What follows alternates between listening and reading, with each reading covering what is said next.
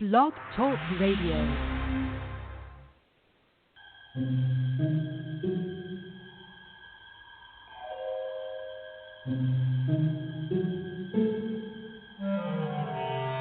Archangels, ghosts, and Bigfoot, oh my. It's just another night for Supernatural Girls. Real stories, real answers to life's biggest supernatural mysteries. And now for another exciting interview with paranormal experts from this world and others. Here's your host, paranormal researcher Patricia Baker, on the one, the only Supernatural Girls.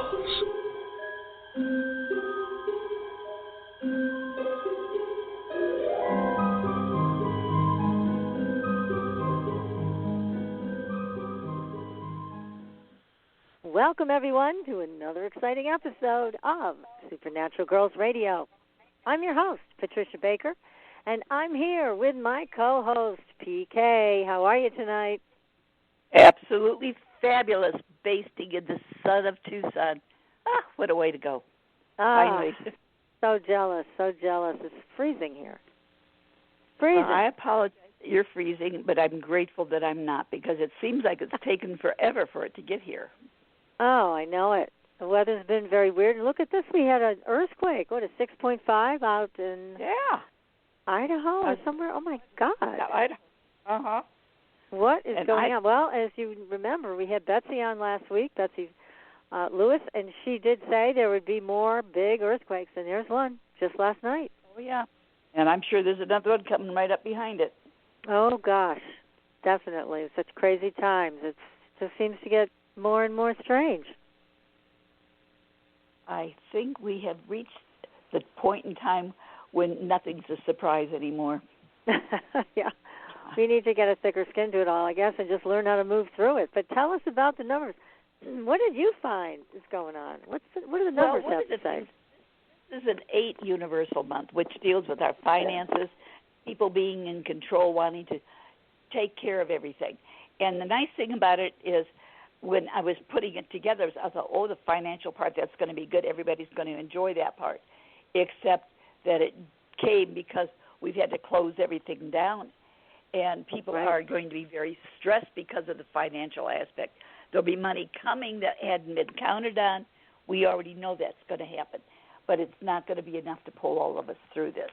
And it's going to have to be that we're going to have to really look at things in a new and different way. It's less will be more if we take care of it. And it's like some of these people that have been out stockpiling groceries and that and figuring if it doesn't work out, they'll bring it back. Little places like Trader Joe's that came out today where they've always accepted things back after the fact if people overbought. They said, not this time, because people are acting out of greed and not need, and they're stockpiling, figuring they'll take care of it later. And it's just a crazy time. Those that are in control really want to squeeze every last ounce out of it. And those that are willing to work as the leader and show others how to do it better, they're the ones that are going to make good things happen. But the nice part about it is, with everything that's ongoing, people are starting to be more human about being kind to their neighbors. I think that's something that we haven't seen in a long time. People letting other people go first, helping them do things. I've had a neighbor call and wanted to know, do I need them to shop for me? And another one called, do I need toilet tissue? The toilet tissue seems to be golden these days. But made out of gold. Nature, yeah. And so people are really stopping to say, wait a minute, none of us are in this alone. And the only thing that we're going to get alone is to leave the planet. And I don't plan on going anywhere for a while. Yeah, and I don't want anybody I care about doing it either. That's right. So that's right. Well, and work harder at keeping things ahead of the game and smarter. 8 wants to be in control. Yes, there's money that'll be there. Things are going to change monetarily. We'll really not see how it's going to fan out until we get to May. Right now, I think towards the end of the month, things are going to get a lot better than anybody thinks they are right now. And I think May will have some breathing space. But for right now, I hope so. Well, I remember our guest last week too. She said May it was going to end. So you're absolutely in agreement with her. It's going to be May. It'll hopefully slow down. Well, we're gonna. It's like being on a roller coaster right now. And I don't want. What was that commercial with that little piggies hanging out the window going wee? Well, I think that's going to be us. But right now, full tight. Oh no, it's gonna be okay. But we have to be at the point in time when we remember to be kind and conscious of what other people need, not just what we need. Well, I want to give a shout out to a company here, Azure Green, that provides all kinds of New Age and Wiccan supplies for the entire world. Mm-hmm. It's the largest distribution outlet in the world, and they have been they kept their cook on because they have a big, beautiful commercial kitchen up there, and they are providing to-go meals 5 days a week for people up here if they need it. So that's great. It's fabulous. So basically they come to Azure Green, which is also called Blossom Center, and they get hit with a temperature gun to see if they have a fever or not. If they have a fever, out they go. If not, they can come in and they can pick up their to-go bags. And Adair, was one of the owners, was explaining to me, he said, the other day we cooked 3 big turkeys and, also supplement to that. And he said they were all gone. All of it, gone. Oh. So people are coming up, and also he said, some people are crying. They don't have money. They have kids to feed. So This is what they are doing for the community. They are giving back this way so that 5 days out of the week, anybody can come and get a meal. And if they want to contribute a donation, they can, and they don't have to if they can't. And so, again, at least people are being fed. We do not see the churches up here doing that, or the town halls. They're all closed down. So it's really just this one facility that's had the heart and soul to do that for everybody up here. And that's wonderful. He told me some days they have 95 people coming in. Oh, my goodness gracious. That's a lot to take care of. It's a lot also for this area. I mean, in Middlefield, what do we have here? 240 households, and that's it. So, to have 95 people show up that need food, that's a lot. But again, there are people like you mentioned that are doing it the right way, in a loving, generous way, and not asking for anything in return. Well, that's the part that opens your heart and makes you feel like everything's worthwhile when you see this taking place. There are so many people that are willing to help. Of course, there's always going to be that little bit of those that pop up with the greed, not the need, but that's always going to happen, unfortunately. And so did you see where they're now doing the stimulus? People are calling and say, well, we're working to get you your stimulus check. Can you give me your bank account number? Oh, yeah, that's a terrible scam. Don't give out your bank account number, anybody. Just don't give it out. That means it's a bad sign, or a big red flag if somebody calls you. Definitely, don't do it. Well, we're going to have to remember to be kinder and nicer, because that makes it nicer for us. That's right. That's right. Well, thank you for sharing that. And as usual, we do have some great paranormal stories on our Facebook page. So go to Supernatural Girls on Facebook. Make sure to like and follow. Do the same with Twitter, if you would. It'd be wonderful, because we've built up, thanks to you and me, PK. We have quite a few followers on Facebook and Twitter. We want to keep that momentum going, and make sure you tell everybody else about the show. We've got some fabulous shows coming up. We have a great one tonight. So make sure you go to Facebook, take a look at the newest stories. They're all there for you to enjoy. Take your mind off all this other stress, and take a look at the unknown, because that's always fun to do. And if you want your own numerology reading, this may be the time to get it. Go to patriciakirkman.com or go to supernaturalgirls.com, and PK is there. She's in both places at once, so you can contact her for your own personal reading, which I highly recommend. And if you want a soul realignment reading, dream analysis, or any type of counseling, then contact me. I'm at supernaturalgirls.com. You can just click on my email, tell me which service you want, and we'll find a spot for you. So that's what I wanted to say. The candles are still on sale, so go take a look at those. We're going to have a new shaman candle coming in soon. And, oh my goodness, just so many wonderful things going on with this show. We've got, again, a fabulous guest tonight, and here's who it is. His name is Bill Hall, and he is an author of a number of books about the paranormal. But the one we're going to be talking about tonight is called Phantom Messages. Now, these life-altering communications are direct contact by phone, computer, TV, radio, letter, and other mediums. Now, who are they from? Are they from entities? Are they from loved ones?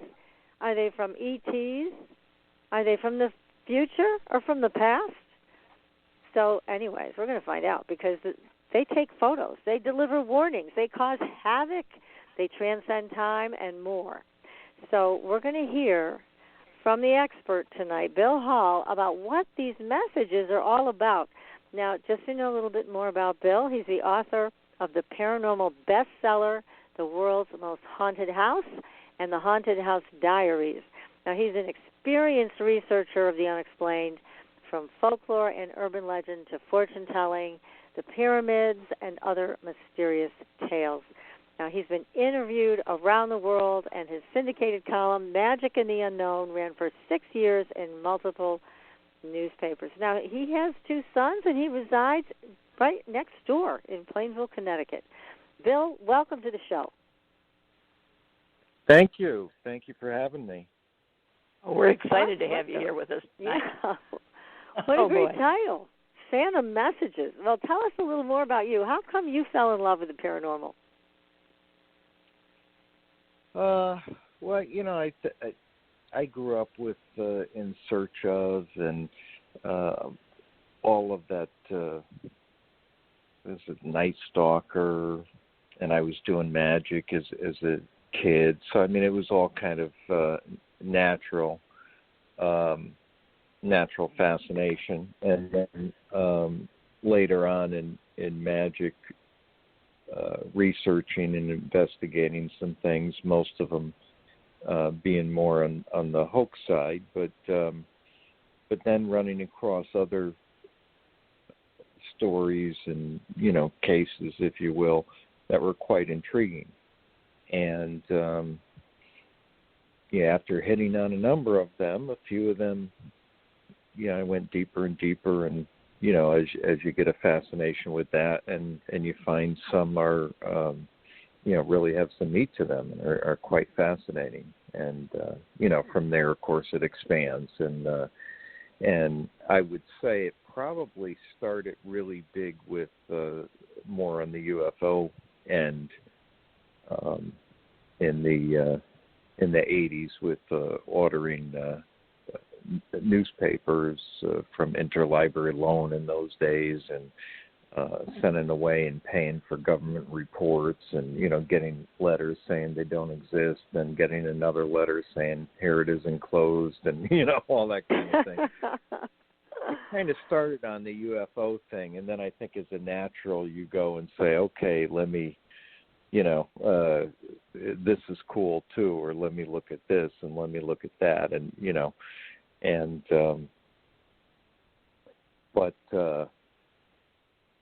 the Lindley Street case was a real, that was a real incredible example of a case that would be as close, or in some cases better if you were alone, than if you actually experience it yourself. In other words, there was so much documentation and witnesses and everything that it was kind of the Roswell of haunted houses. So it really was a way that people could share and then experience if they haven't had it for themselves. Obviously, if you've had it for yourselves, or it's amongst a family, and we've all seen it, that kind of thing. Okay, well, you have it. But Lindley Street really opened a door, that kind of research. Same with some of the UFO documents that, wow, there's some things that really are a little weird,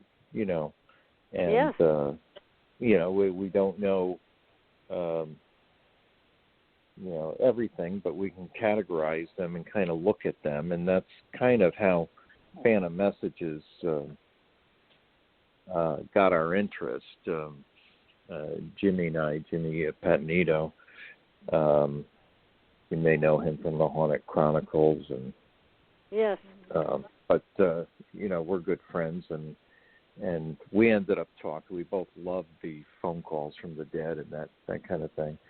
And and we thought, well, there's these kind of messages across all the paranormal literature, whether you're talking about, aliens, whether you're talking about ghosts, whether you're talking, it doesn't matter what you're talking about.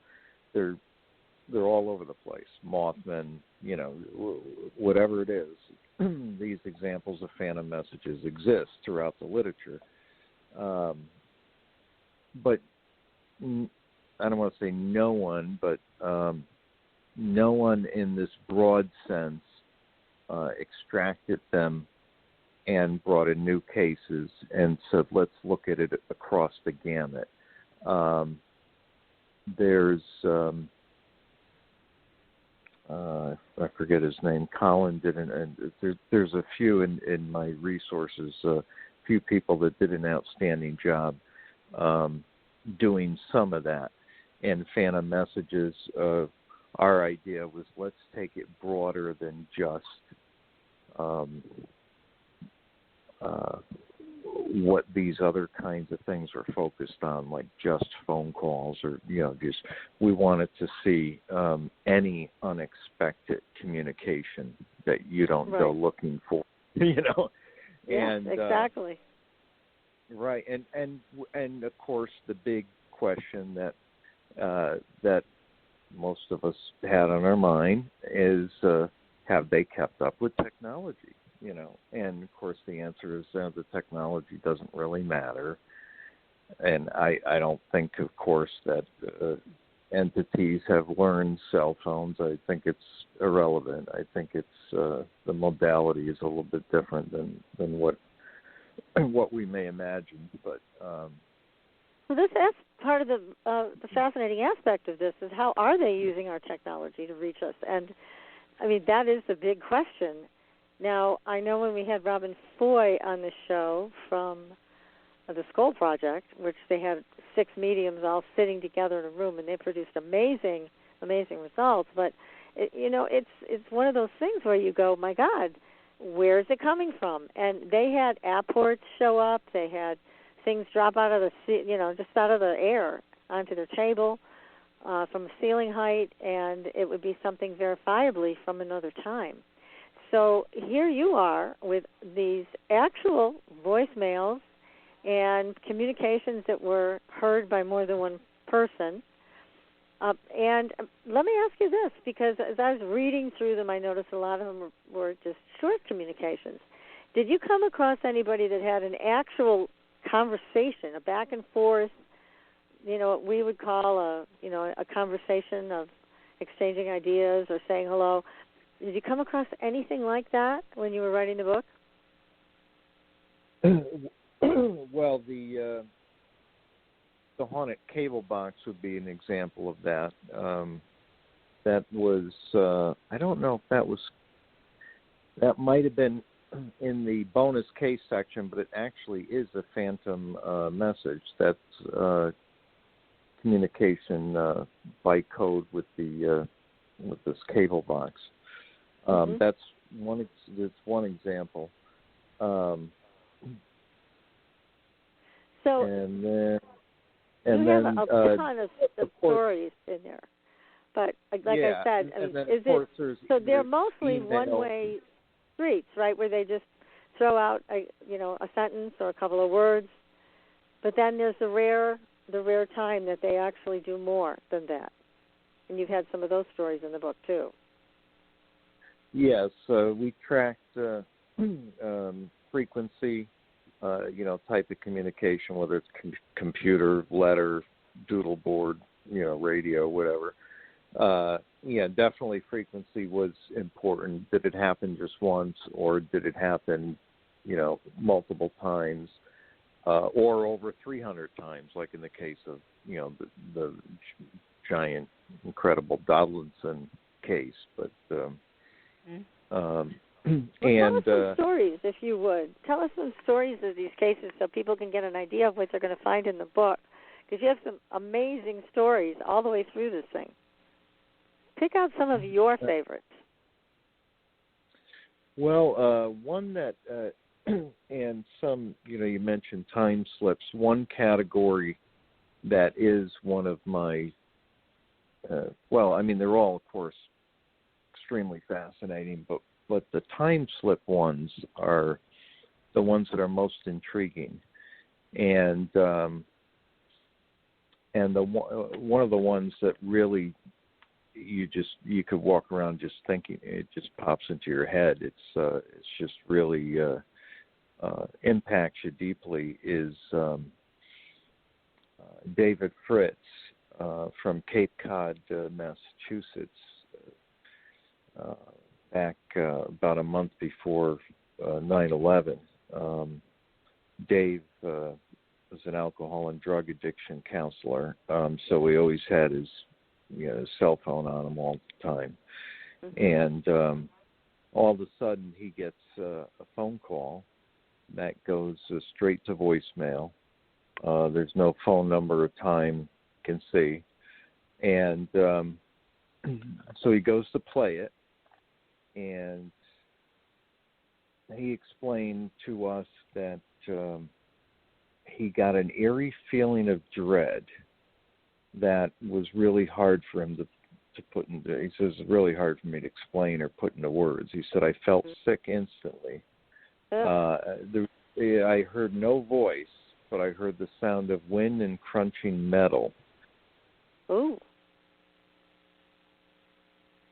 That's scary. So, what do you think happens when a spirit reaches out from the other side of the veil? Do you think this is all an electronic phenomenon that they've learned to manipulate electromagnetic energy from the other side in order to present themselves or their messages?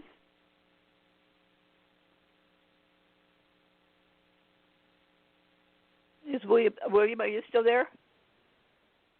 No, I think he got bumped. He'll be back. Yeah, all of a sudden I had that feeling, but I was going through the different that titles. That eerie feeling. They pulled him back. Oh, good. Oh, goodness. Yeah, I that's one thing. I've had a lot of experiences in the unknown, but I have not had this happen where I've gotten a phone call or an email from somebody who died. Have you?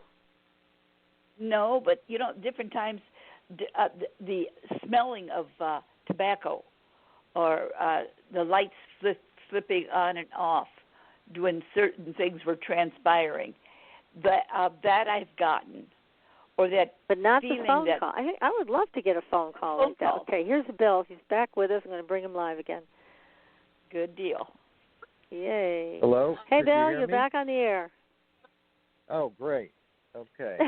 I don't know what happened, Sorry but suddenly you were gone. Yeah, and I don't know when that was. Hopefully it wasn't like 10 minutes ago. No. Yeah. I don't know. It was only 2 minutes ago.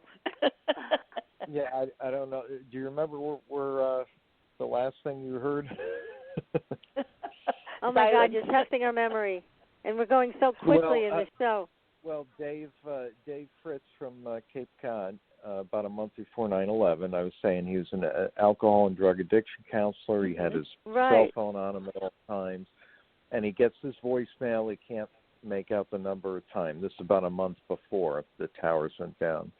And he listens to it. He said eerie feeling of dread. He just felt completely sick instantly.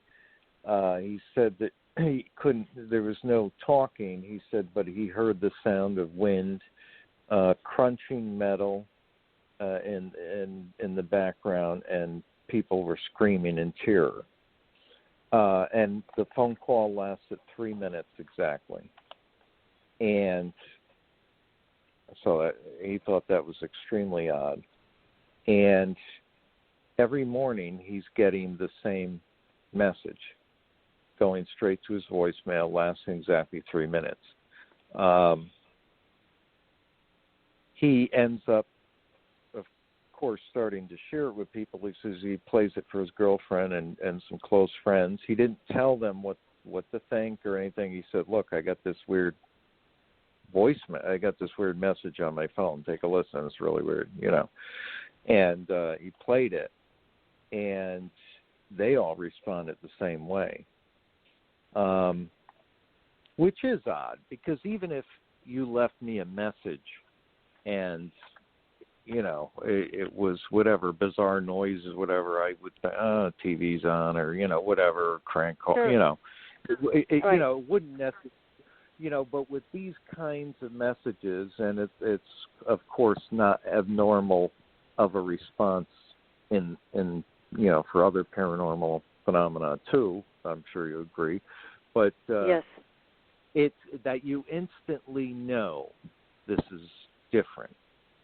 Now, yes, I mean, you know, sometimes we can get fooled to that degree, but this is what's amazing about these kinds of calls is, especially time slip kind of ones. It's not like, it's, you know, a recording of a TV show or something. You instantly know, no, this is different. This is real. This is like not a recording. This is really happening. This is, you know, it's a very different kind of experience, and not a normal reaction. And of course, you know, Dave knew that. You know, how would he feel that way, and why? And you know, it's not like a regular kind of reaction that he had ever gotten to anything. You know, and well, he must have been very shocked when the towers went down, and he remembered that message. That's really what we're getting to. He played it for other people, and they all did. But what he did was he got rid of the phone. So he ended up getting rid of. He said that's it. So he got sick of the calls. He gets rid of the phone, and he also switches providers. So he's got a new phone number, new provider, and the calls stop until the morning before the towers fell. He gets a call, one last call to the new phone, the new phone number, wow. new service provider. Yeah, the same 3-minute message, and then you know the towers fall, and he never gets a call again. And you know, like Dave says, hey, you know, I can't tell you that's what I heard. He says, but geez, you know, you gotta wonder, you know. You do. Absolutely.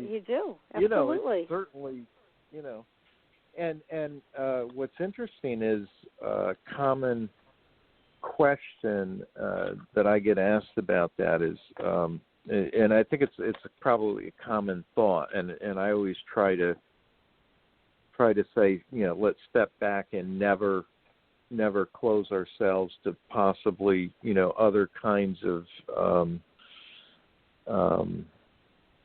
you know, reasons or lack of reasons. You know, some people would say, well, why would the phone line be interrupted to send him this message if we can't do anything to stop it? And my feeling is, and of course, you know, the answer is, well, we don't really know why or what, you know. We often think of terms that everything has to have an agent, or that we like things to have an agent because it's very explainable to us. How did it happen? Joe moved it. You know, it's very easy, you know. So we like to have an agent. So here, this case, they automatically say, why are we being sent this message if we can't stop it? And I don't think there's an agent responsible for sending the message. I think it's simply that you happen to be it could happen to be in a flap area, or you happen to be in the particular area. Obviously, you have this giant disaster. It would be all the telltale perfect recipe for a time slip occurrence to happen. Yes, because it was such a violent thing too.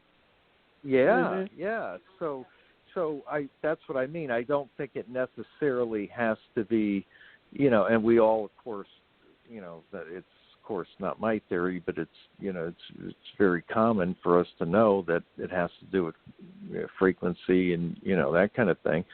So if it happens to, you know, just resonate over that line, just like a vibration would cause a tone on an instrument, that kind of thing, it happens to just click together and, ride the bus to wherever it goes. And it happened to go to Dave. And it's so interesting to me, though, Bill, that some entities that have passed, or they're just entities in another dimension, have mastered the use of our electronics, but some haven't, because as I was just saying to PK when you got kicked off the air there by something, that right. with all the paranormal experiences that both PK and I've had, we've had quite a few over the years, never had a phone call. I would love to have a phone call from a spirit or an entity or an ET or whatever. I think that would be absolutely great. But I've never really had it. The closest that I came to that was when I was working with Marianne Shenefield, who was an abductee many years ago, and we were having a conversation on the phone late at night, and all of a sudden something broke into the line, and it sounded like a computer voice. I couldn't make out what it was saying, but it was clearly a third voice on a line, and this was years ago, no cell phones yet. This was just on a landline. So that was the closest I ever came to this. But these personal messages that you write about are amazing. I mean, like the girl who was 16 years old. You want to tell us that story and how she was leaving her I think it was her grandmother's house or her parents' house, and she almost got smacked by the train, but she was warned just in time. Mm-hmm. Oh yes, and she actually she came and told that story live after some coaxing, and let me tell you, it's quite a story. But she makes very clear. I mean, the area, and she sent there's a picture in the book, but the area where there's a train crossing, she didn't see it, and she swears, and she says, I know it's that this voice came over in the radio, that it was an hallucination, and it fed into some other actual experiences that she's had, but those are what what we classify as, and I think as you mentioned, like a single occurrence, and those are fascinating, but always a bit harder because you don't have, of course, a lot of information usually with those, so you're kind of left, like my own is that way. My own experience could either be coincidence or it could be something, but I don't know. It only Tell us happened about once, that one was it was me and a magician friend of mine, because both magician friends, we were doing shows together and everything. So anyhow, for fun, we would go to the graveyard and we'd do some magic and stuff. We're weird. That's why we didn't get dates. But anyhow, and quite an audience there. Yeah, right. That's right. Thank you, PK, for laughing. I appreciate that. And so we said, well, let's try to contact somebody. Hey, what the heck, So we go to one of the graves, and I remember the name was Mary. I don't remember her last name, but and it was one of those graves that had the little oval pictures of the people. Oh on them. yeah, like a little cameo shot. Yeah. Yeah, exactly. And so so we got her name. We settled on that one, and I said, okay, we'll put my car radio on. So like a pure static. I said, okay, we're going to leave it. And then we just talked and did other things for about, 45 minutes or so, or, maybe it was only a half hour. And it was quite a while, though. We're pretty good little clients. You guys are patient. I mean, yeah, well, we wanted to make sure that if we did this, we wanted to at least try to isolate as many variables as possible so that we can see if, it's more likely to be something than just noise, So, right. So after running it with no interruption of talking or anything for, all that time, it was just pure static. It's not even on the teeter-totter. It was like 100% static, And so we started saying, Mary, tell us if you're here, Mary, and so nothing's happening. And then he goes, on the count of 3, let's just yell, Mary, show us you're here, or whatever. And so we did it, and we yelled it real loud, and the radio station right at that moment stopped from static and went back to static, and we were like, holy crap. Oh my goodness. So there she was. So you look at that and you say, hey, maybe it was something, or maybe it wasn't. But it's one of those, and of course there are coincidences that are that bizarre or even rarer that are simply that. But then again, you can't help but experience that and go, wow, that was pretty wild. So who knows? But again, if it happened, like if we did it, let's say we went back and every time we did it, it happened, then that would be like amazing. And nobody else's name, or it didn't happen with anybody else, only Mary, then you get to something where you can figure out, and that doesn't discount the single experiences. It just makes them sometimes tougher. But the ones that fascinate me, of course, are all of them. But it's especially wild because people doubt themselves too. Of course, as I'm sure we all have. You start saying, "Jesus, is this real? Or I really see this? Maybe I'm hallucinating." You know what I mean? Well, no, he said it too. Okay, So we all go through that. But so with the Phantom Messages,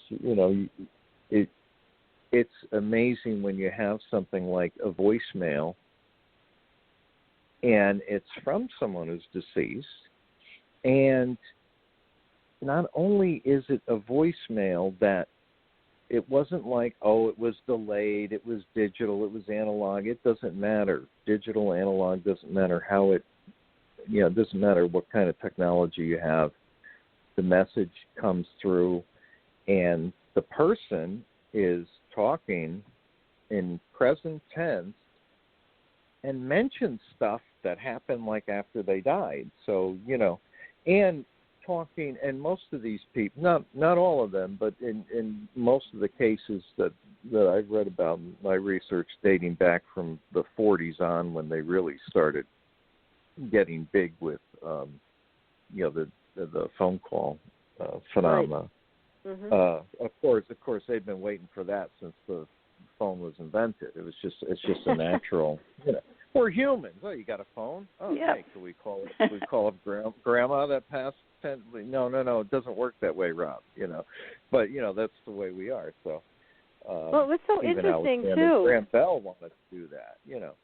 Yeah, I mean, some, like I said, there's such a variety here. I mean, some spirit voices show up through the radio. Some come through phone. Now, what about the ones that send emails?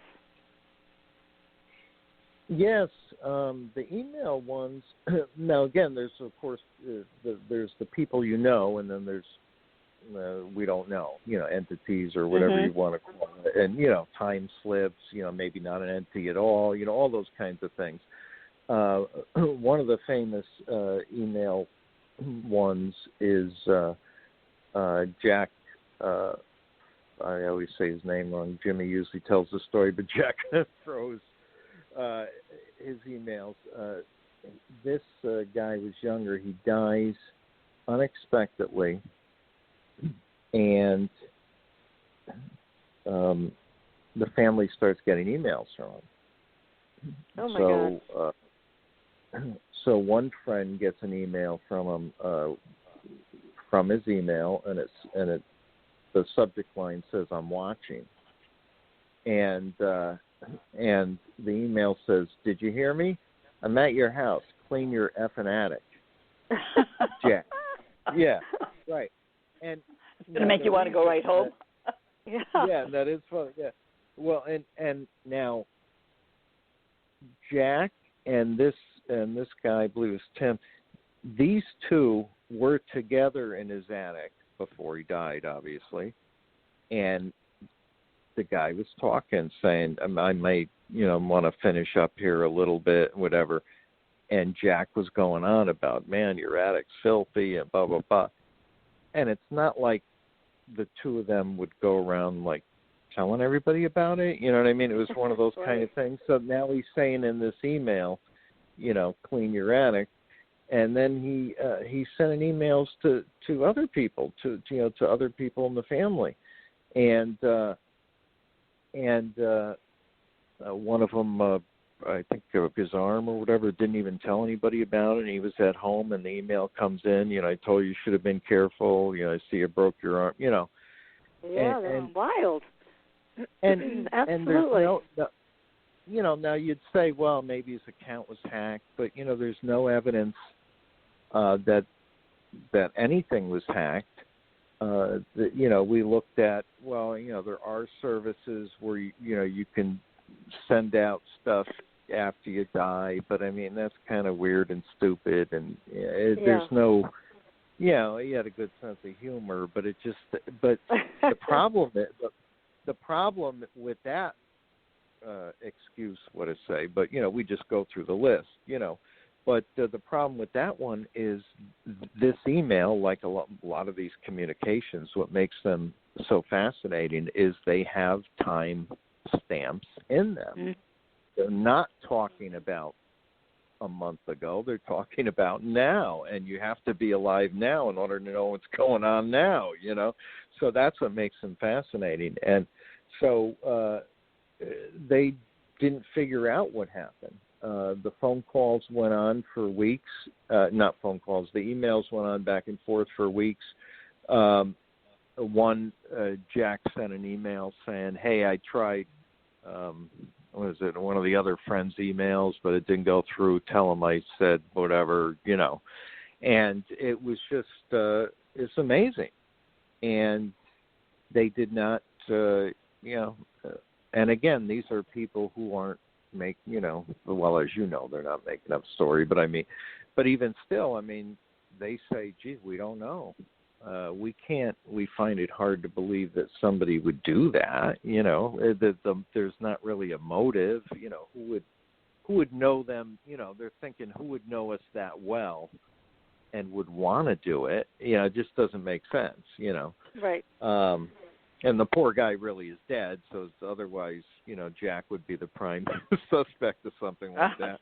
But so yeah, there are those amazing, and there's a lot with the emails, even with there was the train, the big train crash where the guy was dead on impact, but his cell phone kept calling loved ones all night. Yeah, but it was 35 times he made calls on it. Yeah. I thought that was fascinating. And his girlfriend was on her way to pick him up. Yeah, very sad. Very sad. The sad part about it is things haven't changed when you think about it, because the engineer, as you put it there, was texting. Yeah, the crash happened. And that was quite a few years, I think. Yeah. Uh-huh. Well, yeah, and, no, you're absolutely. Yeah. And it's interesting, too, that, you know, the energy the residual energy that's here after death is measurable, and it also can be captured on camera. I remember some filmmakers that had a wonderful shot. It was actually, I should say carefully, it was tragic that it happened at all, but they did get a wonderful photograph. And what happened was there were a bunch of teenagers out drinking and driving, and they hit a tree, a rather large immovable object, and the young man died. His body was thrown into the front area of the seats, and the photograph captured his head above the car, and his mouth was open as if he was screaming, "No." So, oh my! Yeah, but you could see also not only his face, his head. I mean, it was clearly this young man who was killed. He was only 16 years old. I mean, just his whole life in front of him, which is so sad. But you could see the energy, you know, and they could see all of these other lines of energy that were still connected to his body, which was in the front seat area of that car. So energy is energy. And, he was able to have such a burst of energy when he died that it was captured on film. This is before digital. And it was captured by a crime scene police photographer. So he didn't see anything through the viewfinder, but when he went to actually, again, it's a long time ago, develop the pictures, he saw all of this, and it was remarkable. So there is so much energy that gets transferred from this life into another world, and certainly you can see where somebody might reach for their cell phone thinking they're still alive and try to make phone calls and things like that. It could absolutely happen if you think about a quantum world, and certainly energy is energy. It makes sense. Yeah, definitely. I don't know. You just made me think of one of the stories where the case where the husband borrows the daughter's cell phone and calls the mother. It's just crazy. It's just, but it is funny like that. Yeah.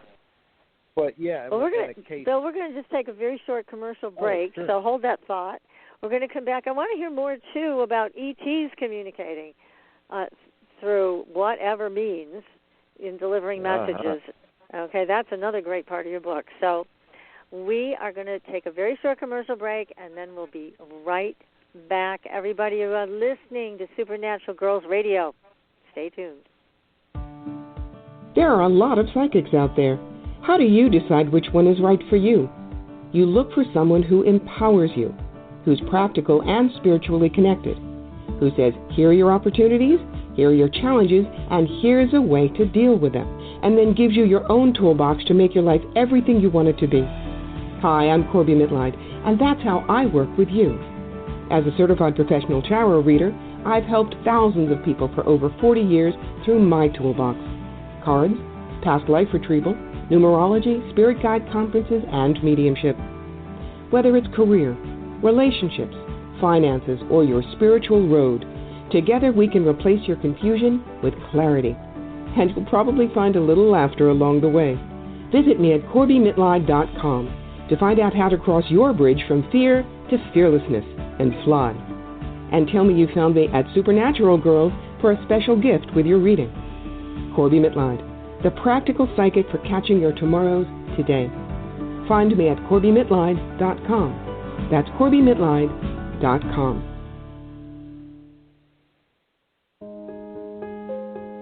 Pure essential oils, specialized minerals, and a revolutionary anti-aging technology. Astridian combines the best of all scientifically proven ingredients in easy-to-use creams, lotions, and concentrated serums. Astridian's advanced line of products take your skin to a new level of being healthy and beautiful. We offer a variety of collections that address all your skin concerns. The Essential Anti-Aging Series treats and moisturizes your skin for a long-lasting, younger look. The Multivitamin Series promotes healthy skin with high-quality vitamins and minerals. The Sports Series restores skin from cellular damage and stress. Astridian also offers a revitalizing solution for hair and a professional series for doctors and medical spas. Visit astridian.love today and begin your new journey to healthy, beautiful, youthful skin. Astridian, beyond your expectations.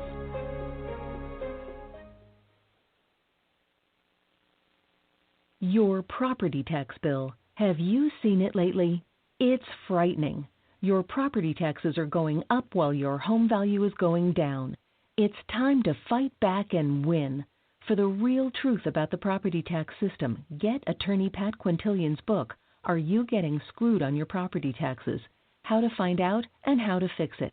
Attorney Quintilian answers all your questions and gives you the facts you need to fight a property tax bill that is spiraling out of control.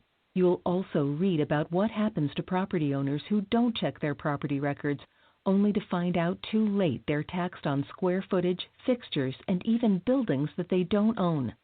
Is this happening to you? Learn your rights. Buy Attorney Pat Quintilian's book today. Are You Getting Screwed on Your Property Taxes? How to Find Out and How to Fix It. Available on Amazon.com. Are you frustrated with endless mantras, affirmations, and processes that promise to align your life with your dreams, only to find yourself years later in the same space where you began? Do you feel like you must be doing something wrong because nothing seems to be working? Don't you just wish that someone could shift your consciousness for you and your life could align with your desires without all the effort? Well, your wish is about to come true. Hi, I'm Carrie Cannon, and I have a gift that allows me to align the consciousness of others to be in harmony with their dreams. The best part is, it requires no particular effort on your part. Upon listening to a consciousness alignment, people have reported instant energy shifts, financial windfalls, soulmate connections, healed relationships, physical healings, and more. To gain access to a free trial offer for my entire Manifesting Miracles library of consciousness alignments, go to commandmiracles.com now for details. Again, that's commandmiracles.com for information about our free trial offer. That's commandmiracles.com.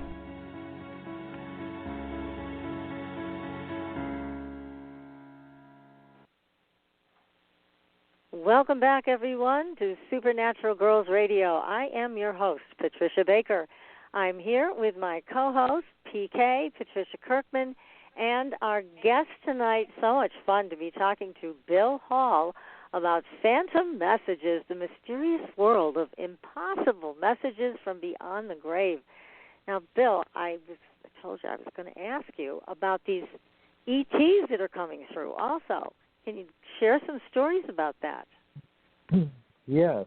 One that really intrigues me because elements of this later end up coming true, which is makes it really fascinating, is Jack Sarfatti, who is a theoretical physicist, and when he was a kid, and he was like 13, he was reading electronic instructions and manuals, and wow. Meanwhile I'm reading comic books, and but anyhow, so Jack was a smart one, and he was getting these phone calls, and he would the mother later said that he would walk around like he was in a trance, and he thought it was only one phone call, but the mother said, "Oh no, you were getting a lot of calls." Finally, I told him to stop, and it stopped. But basically, the voice was saying, "Do you want to be part of an elite group? We are an artificial intelligence spacecraft, and so." If you would like to be part of this group, come and meet us in the back and at this time or whatever. So little Jack gets all his friends to go meet to see the spacecraft or to get picked up, and of course nobody shows up, and. Right, and so you'd say, well, what kind of story is that? But what's really wild is on these phone calls, they told him, in exactly, 20 years, and you'll have to make a decision whether you want to be part of this elite group or not. And he said yes. This is when he was a kid on the phone call. He didn't want to say yes, but he felt himself. He couldn't help himself. He said yes. And so all those years later, Jack is actually part of an exclusive academic group of kind of rogue scientists, if you will, just like in the old days where all the famous scientists would hang out together. And Jack is not just a physicist. He actually is credited with and not inventing, I would say, but discovering, because quantum science. And Jack today himself to study consciousness and artificial intelligence.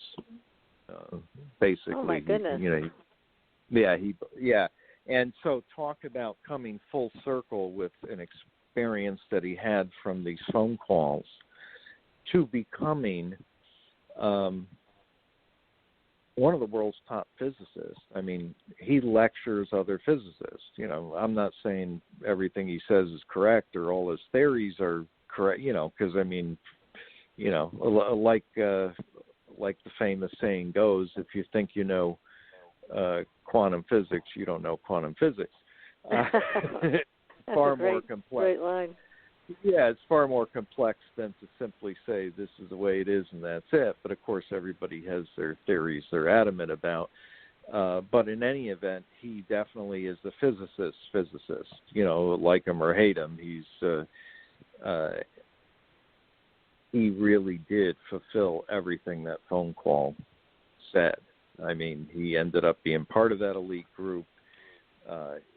It was during that exact amount of time. It was kind of a robotic voice. The mother said it was kind of a cold. It was that typical kind of extraterrestrial associated robotic cold-sounding voice as one description.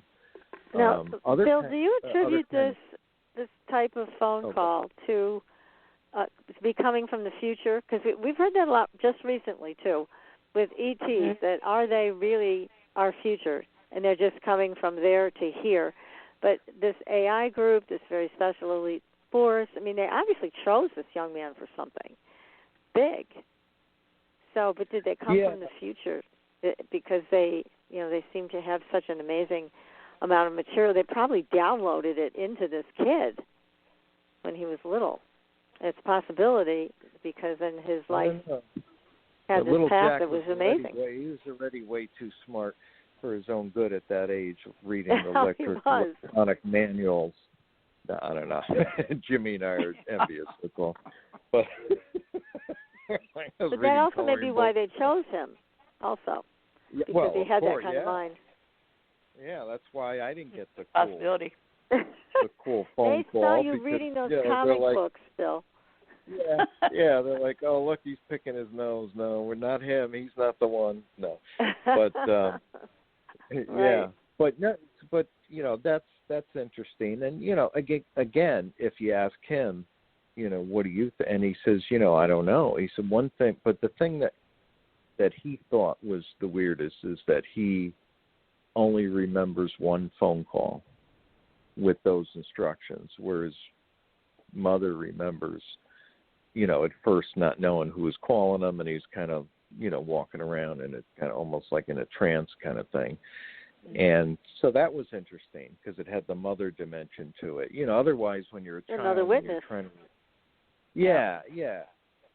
More because of the memory. Our memories are so bad and so faulty, and we fill in 75% of the reality. I remember when I got back together with my buddies I was in a band with, and there was 4 of us, and we're getting together, I don't know, 20, 25 years later. It takes 4 of us to get one complete story. I'm over there saying, oh yeah, remember that's when Jack spilt that beer. No, it wasn't a beer. It was he had, his girlfriend fell. Oh no, it wasn't his girlfriend. It was his sister. And then after all 4 of you discuss it out, you finally figured out, oh no, it wasn't Jack at all. That was some other guy we didn't know. We thought it was Jack. Remember? Oh yeah. But I mean, it's just our minds are not very reliable at all. And any optical illusion book will instantly tell you and confirm that.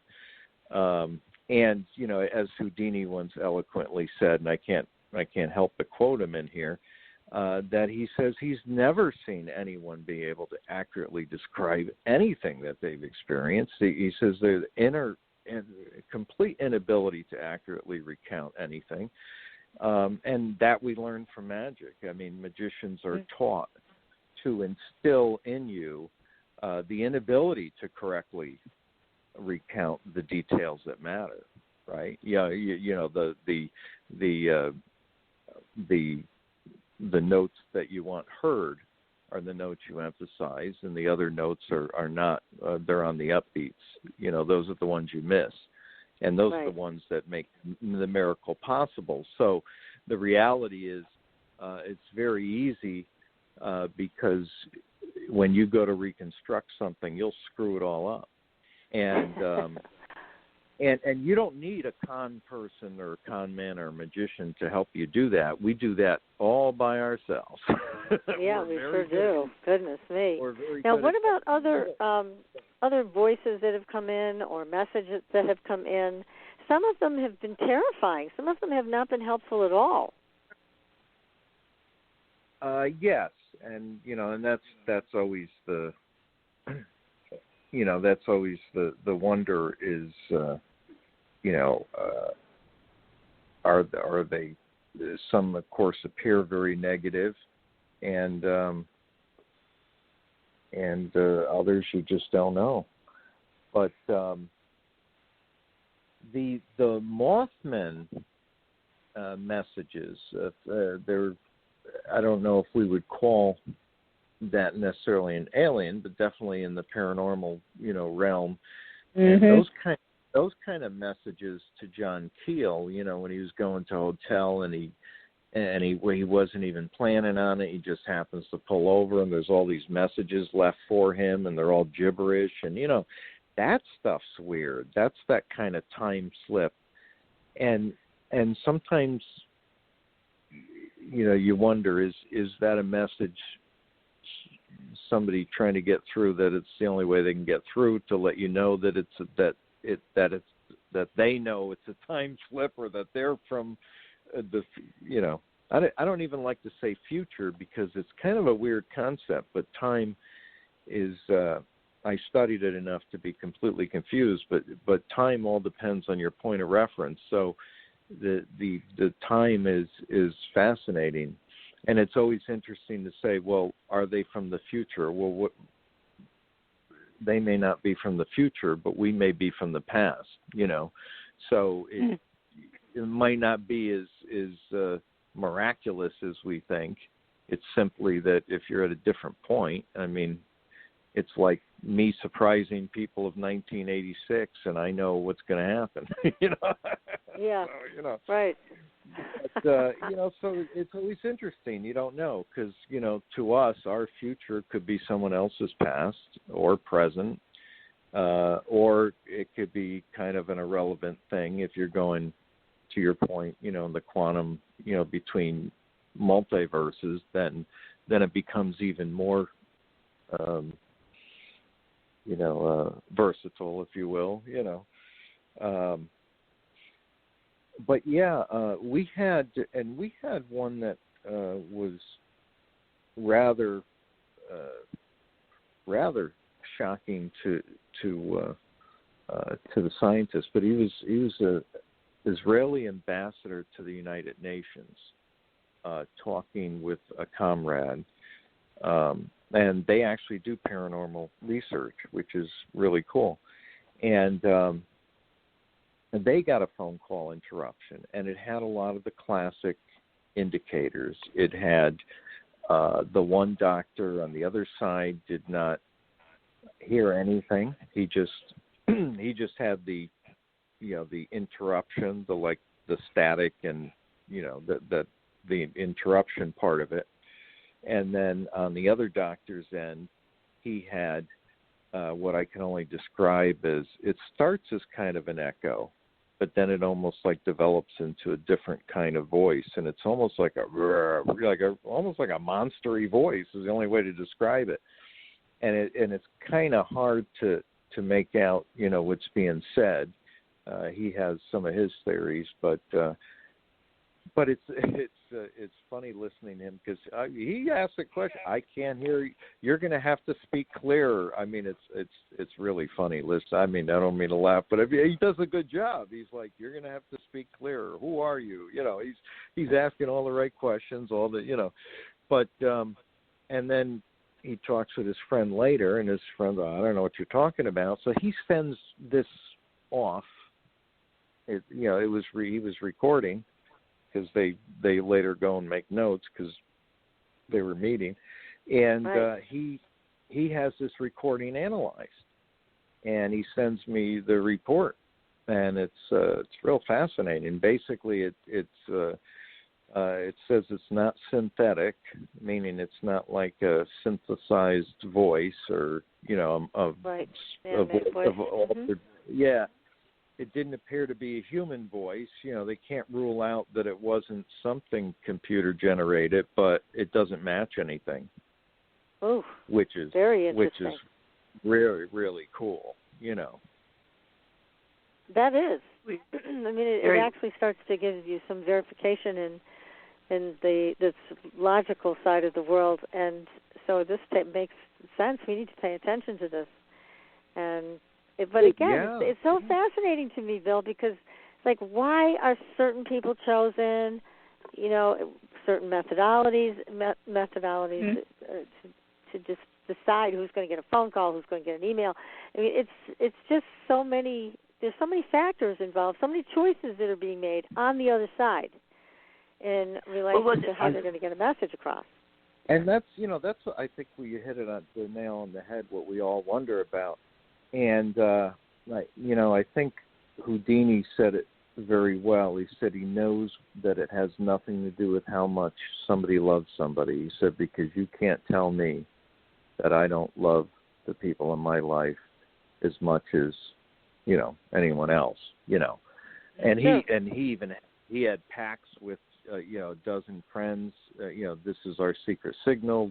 He really wanted to, he really went all out. It was admirable for him he really wanted to find it. Unfortunately, of course, in his time, that fraud was very prevalent, which of course wasted a lot of his time. I would have loved to get him in a house that had like a poltergeist or something, where would have really, would have been a much different. Yeah, but the poor guy, he didn't, you had to go of what the focus was at the time and what was going on and everything. But anyhow, but that to me is the fascinating thing of those messages is just that, Yeah. I was fascinated with Ida Lupino when she was a youngster, getting that phone. Yeah. Oh, yeah. That's that's chilling when you have somebody saying, "Look, I need to talk to you. It's an emergency. I need to talk to you. You sound sick. And then they thought, "Oh, he died 3 days ago." It's like, oh my, that's like something out of absolutely unbelievable. And but yeah, the ones with the voicemails are the most chilling because the difficult thing when you're alone is, and that's of course always the difficult thing about hallucination, is you never really know if you're hallucinating or not. You don't think you are, but unless of course, obviously if you're going into a case and it's a poltergeist, it's a poltergeist, you're not hallucinating, But what I'm saying is, if it's some other random thing, it becomes difficult without any frame of reference. That's the words I'm looking for. So it's really cool when you have these other frames of references, and not just witnesses, but just other corroborations. But there's all kinds of those communications. The girl that's on the way to visit the boyfriend, and her home phone is calling him even though she's in her car on the way, and there's nobody in the house, and you get all of these kinds of very strange happenings, and some of them have other hauntings involved that are part of, and that's a very active or deep part. And other times not. It's just the the communication part alone is the thing. I think the most extreme one besides Doblinson, which was over 300 messages, was one that was reported in Fate magazine, I think in the 50s. And it was a lady whose mother died, and they used to talk on the phone every day at 4 p.m. or whatever, and I think it was for about a year and a half or a year, some outrageous amount of time. They kept talking. Mm-hmm. I mean, the mother had no idea she was dead. She was just talking. Like right. just regular stuff going on. She, the daughter's telling her what's going on, and she's telling her what she's doing, and she's like, and then finally she's like, it just stopped because she didn't. She's like, I don't know. That's very unusual. Like I don't know what to do. Do I tell her, why are you calling me? You're dead, or Yeah, Don't right. you know you're supposed to I want do answers. this? Why are you calling me? You're dead. Yeah, but that's another not in this example. universe, I'm not. So that's that's that's the other. it. Yeah, I mean, yeah, that's why I always like to say, when people say here and the other side, and I like when you said one of the other or whatever, because I think why even limit it to one side? I mean, if the multiverse is there, it's unlimited sides, So that means the possibilities, of course, all the craziness of the paranormal makes perfect sense then. Well, it does, and also in another dimension, they may still be in a physical body. So that's another thing to consider. Right. So yeah, and that's what my friend Mark D'Antonio, who's an astrophysicist, he would call that a multi-world intersect. So if you have somebody who dies at the funeral and you're seeing them walk and you're like, it's their ghost, he would argue, no, they're not dead. That's two worlds intersecting. Oh, so wow. you're seeing in this world he's dead, in that world he's not. In another world maybe he never existed at all. I mean, that's what quantum physics would tell us. Mm-hmm. If the most popular theory is true, the multiple worlds theory, and the next popular theory is the one that's most horrifying for me to imagine. I can't discount it because I'm not intelligent enough to even understand it, but I think even the experts admit it's somewhat far-fetched, and that's the holographic universe theory, the Matrix, right. That it's all a computer game or something, And sometimes it that. Yeah, and there's a lot of arguments against that, but then again, there's a lot of what scares me. Well, it doesn't really scare me because, hey, if it's an illusion and I don't know the difference, what do I care? But the interesting thing about that with that whole Matrix thing and holographic universe is it's I think it's one of those things that is just impossible. It's very difficult for us to even imagine that as a concept.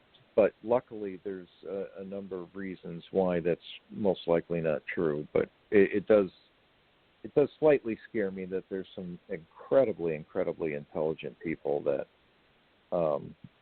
some of the most intelligent physicists that choose that one. So it's like, although who knows? Like I always say, it could be door number 3. I mean, that's.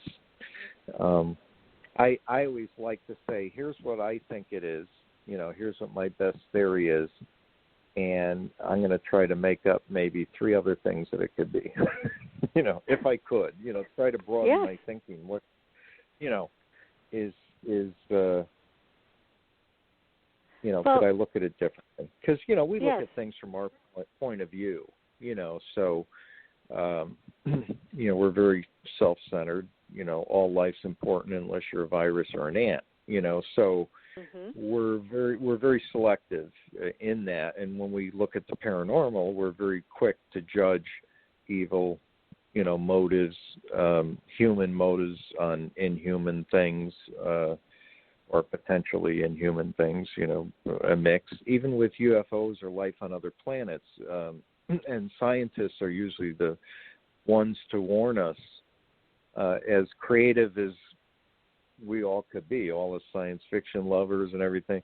But scientists warn us that, life on other planets could be very, very different in terms of culture, in terms of lifestyle, in terms of what they think are important. It could be completely different than the human things that you want to put on them. Just like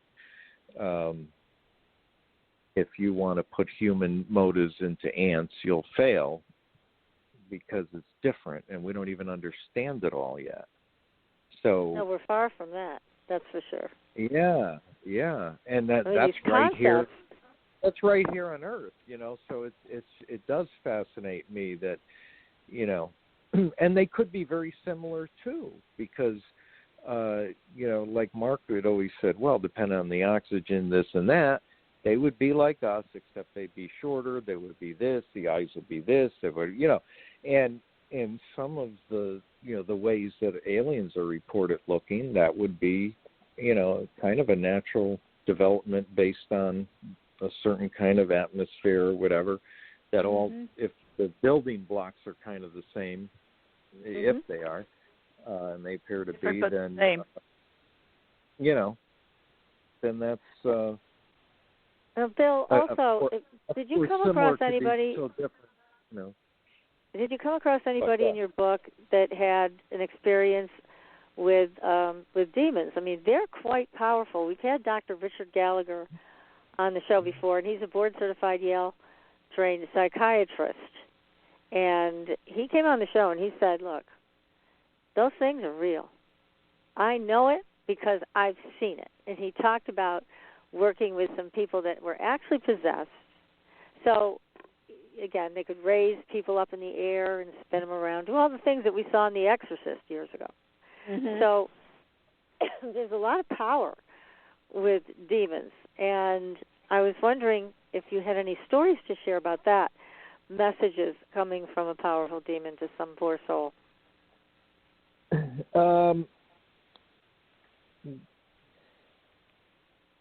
We tend to classify as unknown entities, but we didn't go into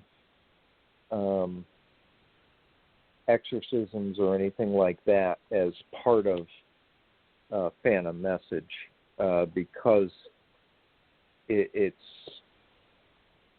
I guess it's because, you could consider them a Phantom Message, I guess, but we didn't consider them in that, I guess, in that area of subject, because it was coming through the voice is coming through a person. Yeah, their thing is more to just take over somebody.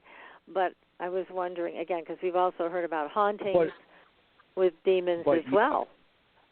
But with entities, there was some entities that caused quite a problem, even on like the doodle board one. So some were kind of outshoots of a haunting or poltergeist case, but yes, in both of those kinds of cases, there were some negative ones, like one that was quite vulgar, the one that used the doodle board.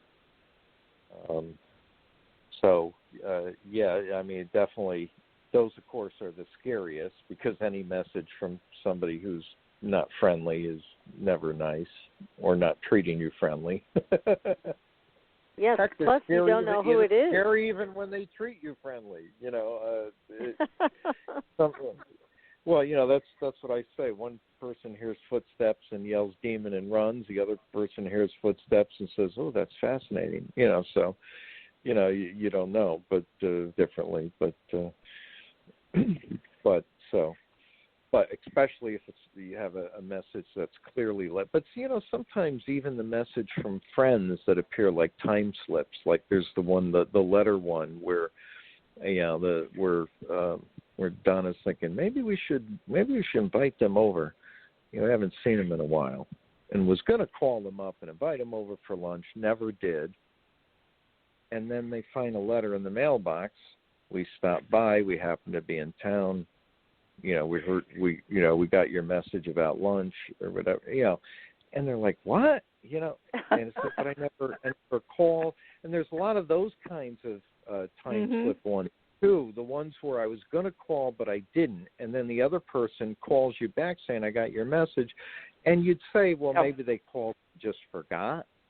But when you look at all the the context of it and the circumstances and the repeated stories and cases of these kinds,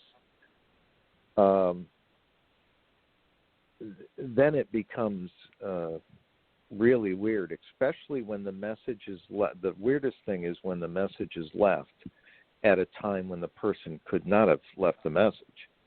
So they're like, I was going to call you, but I couldn't. Why? Oh, I was in the hospital, or this happened, or I ended up taking a nap, or whatever. And they're like, no, you did call. No, that's impossible because because whatever, So just even the times don't, those become fascinating. So there's all kinds of, and it's not limited to technology. We've seen it, of course, with computers and cell phones, certainly. But also letters and writings on walls and floors and, doodle boards and cable boxes and radios. And it could be just about any implement, if you will. You can encourage them, I guess. And, is that something that I know you've done yourself, just with that grave you talked about, cameo grave, but is this something you'd say is safe to do, that people could ask for communication, see if they get it? Well, I mean, I don't want to give a recommendation like that. I think the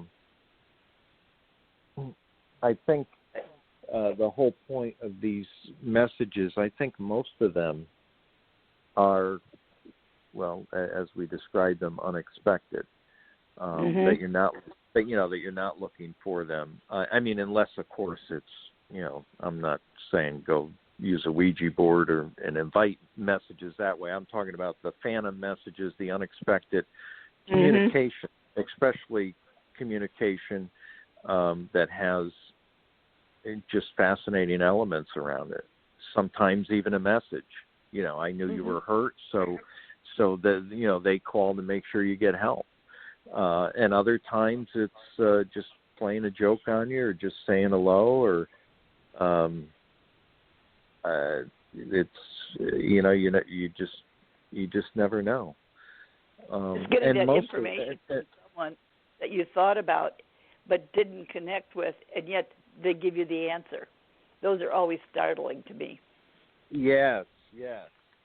Yeah, those are always the neat ones. And that's that, of course, section, Jimmy and I call that the chicken soup for the paranormal soul chapter. That's the people one, and then there's of course, the unknown entities that you don't know who or what, and then of course you have that alien, which can come in the form of has a lot of the time slip phenomena, but also has a commonality of insect, metallic, buzzing kind of sounds you often hear described, or that cold kind of mechanical monotone voice. Doing stupid interviews, you hear them doing a stupid interview, either on the phone or when they knock on your door. But doing a stupid interview on the phone, all of a sudden your phone call's interrupted, and why are you interested in UFOs? Or perhaps you should research kites, or whatever. Just stupid, just stupid stupid interviews that show. It is quite charming though, because I think there's enough proof. I don't know if this is true of all UFOs, because we tend to group them as one, right? But there could be like a million different kinds. But we tend to say all UFOs are like this. They're 3 feet. They're kind of green or gray. I don't know. And they got the almond eyes, and and that's it. That's an alien, And then in the paranormal, oh no, there's like unlimited varieties. But the alien, yes. that's it. Yeah, the mantis, and even of course. But, the reptilians, funny, there's so many different races. You've had people on the show say there's 75 that we've identified so far. Yeah, I mean, I'm being facetious, but that's like what we think of. We think of the one. Just the grace, yeah. But the reality is, it's probably all connected. I mean, it's all paranormal, right? But